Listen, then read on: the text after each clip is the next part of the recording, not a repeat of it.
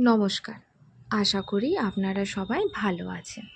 আজ আমরা এমন একটি বিষয় নিয়ে কথা বলবো যা আমাদের অশান্ত মনকে নিমেষেই শান্ত করে দিতে পারে। বিষয়টি হলো ঈশ্বরের প্রতি ভক্তি।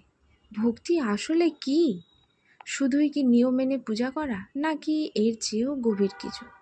আসলে ঈশ্বরের প্রতি ভক্তি হলো একটা পরম বিশ্বাস এবং সম্পূর্ণ আত্মসমর্পণ। ভক্তি করে জোর করে তৈরি করা অনুভূতি নয়, এটা আসে মনের একদম গভীর থেকে। যখন আমরা চারপাশের ব্যস্ত দুনিয়ায় নিজেকে খুব একা বা ক্লান্ত মনে করি, তখনই এই ভক্তি আমাদের বেঁচে থাকার শক্তি যোগায়।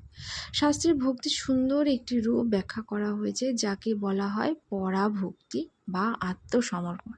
এর মানে হলো নিজের জীবনের সমস্ত সুখ, দুঃখ, ভালো আর মন্দ সব কিছুই ঈশ্বরের চরণে সঁপে দেওয়া।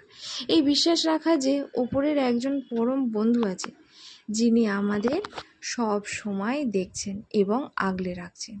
তিনি যা করেন তা আমাদের মঙ্গলের জন্যই। ভগবান কোনো বড় আয়োজন চান না, তিনি শুধু চান আমাদের পরিষ্কার আর নিঃস্বার্থ ভালোবাসা।